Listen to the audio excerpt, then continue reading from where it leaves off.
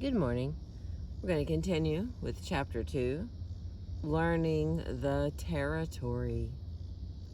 Every human being, barring extraordinary physical and mental damage, is a native speaker of at least one human language. This is true even at severe levels of mental issues, and it is independent of education. Whether you ever have a lesson in your language or not, you will begin speaking it at about 18 months of age and have it essentially under control by the time you are 5 or 6. Your knowledge of your language is a special kind of knowledge called internalized knowledge. It is not like your knowledge of economic theory or Latin nouns or art history or baseball scores. You know your language so well that you have it on automatic. You never have to stop and ask yourself, now let me see, how do you make a command in English? Even if you were to go live in Spain for 12 years and speak no English in all that time, you would still be as fluent in English as ever. You don't have to review your knowledge of English periodically in order to continue using it. You have it internalized, and nothing but a medical disaster can interfere with that situation. However, although a nearly flawless internalized grammar of English was stored in your memory when you started elementary school, the educational system didn't consider that sufficient. On the contrary, it required that you take 10 years or more of language arts and English courses. You not only were not taught to respect your internalized grammar, you probably were never told that you even had one. And you learned a distorted respect for language skills as they are indicated by course grades and academic degrees. As a result, you now have no convenient way to gain access to the superb database that your internalized grammar can provide for you. It's as if you owned a library of thousands of books for which you had no index or card catalog. You might know very well that you owned a particular book and that it was in that library somewhere, but whether you could find it and how quickly would be a matter of blind luck. All that wealth of information is in there, and it all belongs to you. It's just not stored in a way that will let you use it properly. Fortunately, this situation can easily be changed, and that is why you can confidently expect all those benefits on pages 9 through 10 as a result of reading this book and putting its contents to use in your life. I don't have to teach you enormous quantities of completely new information from scratch. Instead, I'm going to put you in touch with information you already have, but for which you have no means of access. And I'm going to show you how to organize that information and build on it so that you can get an abundant return on your investment of time and energy. The Gentle Art System will enable you to accomplish 3 tasks that are critical to your success. First, it will put you in touch with your internalized store of knowledge about your own language. Second, it will let you build an index for that knowledge so that you can use it as you were intended to use it magnificently well. 3, excuse me, it will enable you to build on that internalized store of knowledge and to add new information, also indexed for ready success. We will begin by taking a look at language from 4 different points of view. Language as a system, language as excuse me, language as toxic waste, language as a feedback loop, and language as traffic. Each of these ways of examining language provides us with a different organizing framework, a different metaphor. The more metaphors you have for something, the more indexes it will have in your memory, with a direct payoff in greater understanding and ease of access. The first one, language as a system. Scenario 3. Thomas Lee frowned at the papers in his hand, very dissatisfied with what he saw there, and shook his head. "Jack," he said disgustedly, "this just won't do. This is a complete failure. It's supposed to be a company newsletter. I've seen better newsletters from the 7th graders at my kids' school." "Well," Jack answered, "what did you expect?" "What do you mean?" "You wanted to save money by doing it in-house, Tom, okay? We all tried to tell you. If you turn a newsletter over to people who've never taken a journalism class, never even had an English class since they were in high school, failure is what you're going to get. They don't understand grammar, they don't understand style, and they cannot do the job." Tom sighed heavily and dropped the sheets of paper into his wastebasket. "Okay, Jack," he said, "I guess we do need to get experts after all. Find me a newsletter service.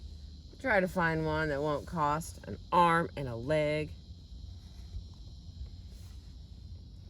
Suppose you were a physician specializing in the treatment of various disorders and diseases of the blood, the specialty called hematology. Suppose that your training had included the following courses, and many more of the same kind: blood disorders in the human brain, blood disorders in the human liver, blood disorders in the human extremities, and so on. But never in all the years of your training had you ever been taught about the human body's circulatory system, for which all those chunks of specialized information are relevant. You might have heard a vague rumor that such a system existed. You might have suspected that surely such a system must exist. No one ever suggested that it was important, or that you should explore the matter further. This is the way we are taught about our language. We take course after course, year after year, on the pieces of our language, but we never learn about the system into which the pieces fit. It happens that we know that system. It's part of our internalized knowledge, but we don't know that we know it. Educated adults functioning successfully in their businesses and professions will tell me they don't know any grammar, that they didn't understand grammar when they took it in school, and that they found it so confusing and so boring that they gave up any effort to learn it a long time ago. They mean what they say absolutely seriously, and it is compelling evidence of the way the truth has been kept from them.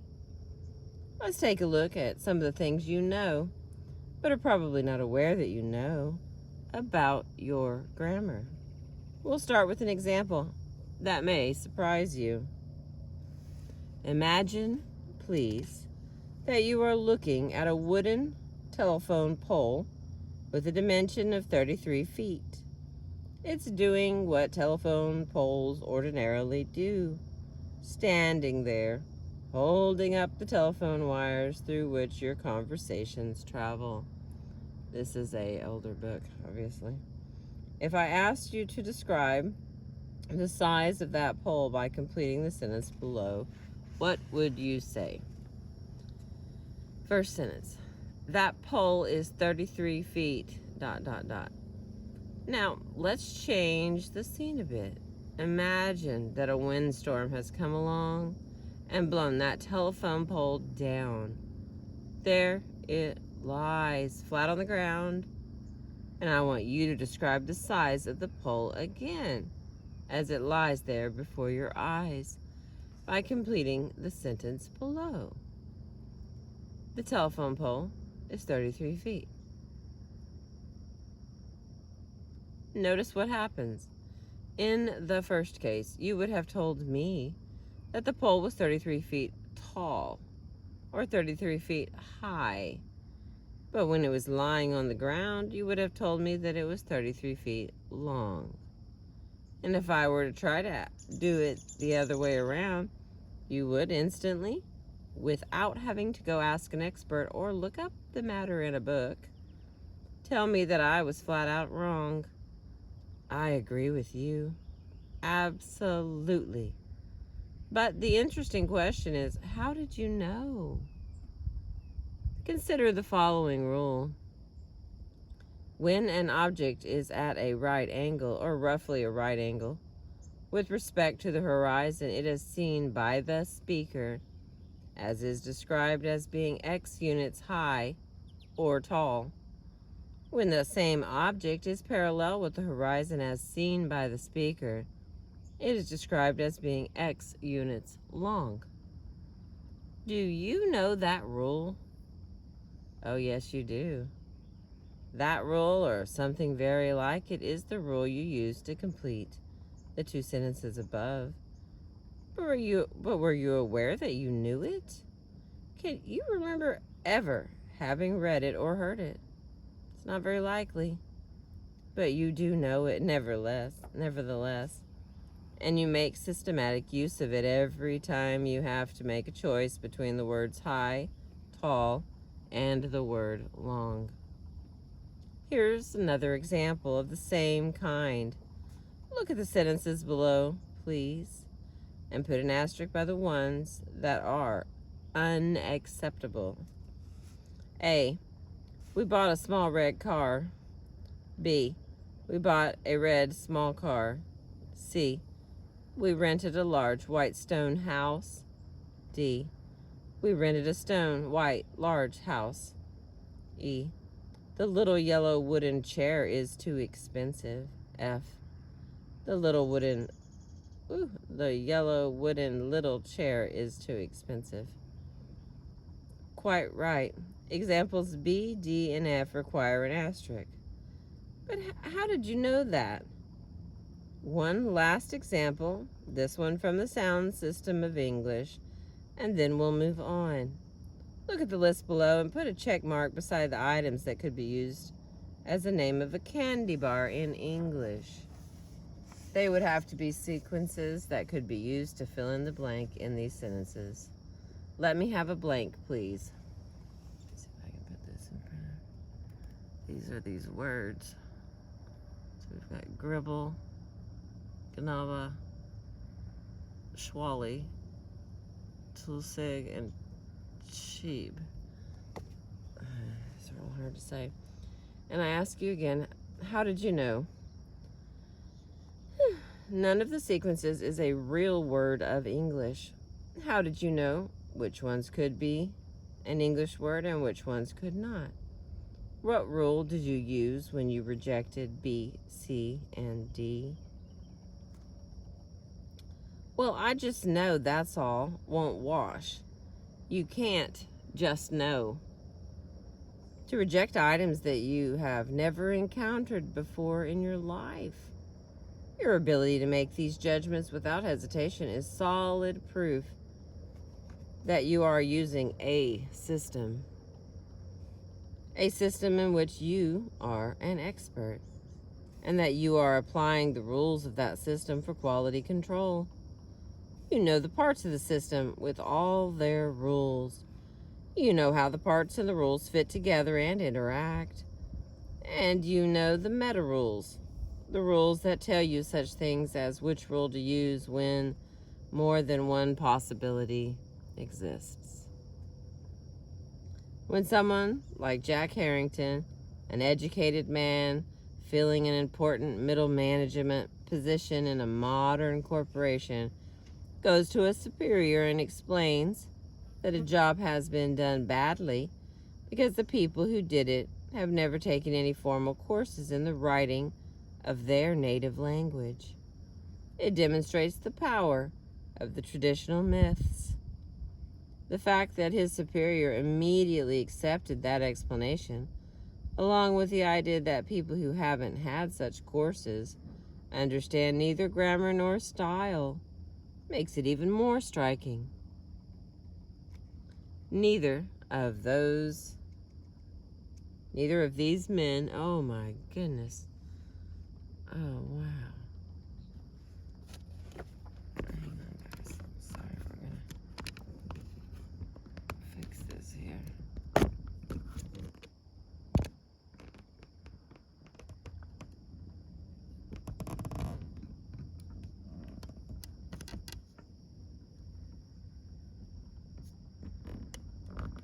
Enormous. Hope I'm not making anybody sick with my camera moving here, but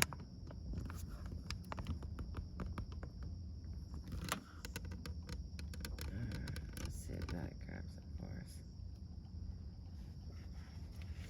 Oh my goodness, that's beautiful.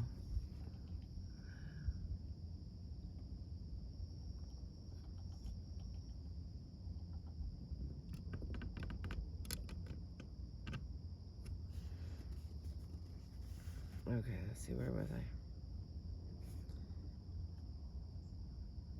The fact that his superior immediately accepted that explanation, along with the idea that people who haven't had such courses and understand neither grammar nor style, makes it even more striking. Neither of these men, for all their training, education, and intelligence, is aware that every native speaker of a language has a flawless internalized grammar of that language to fall back on. Remember our hypothetical physician back there, our hematologist, who had studied diseases and disorders of the blood that occur in the brain and in the liver and in the arms and legs, but not the system that related any one of those problems to the other. Such a doctor, faced with a patient whose difficulty involved blood and the kidneys, would not know how to help, because that problem because that problem would never have appeared on his memorized list of medical rules. The major difference between an arbitrary list of rules and a set of rules that constitutes a system is that a system can handle something new.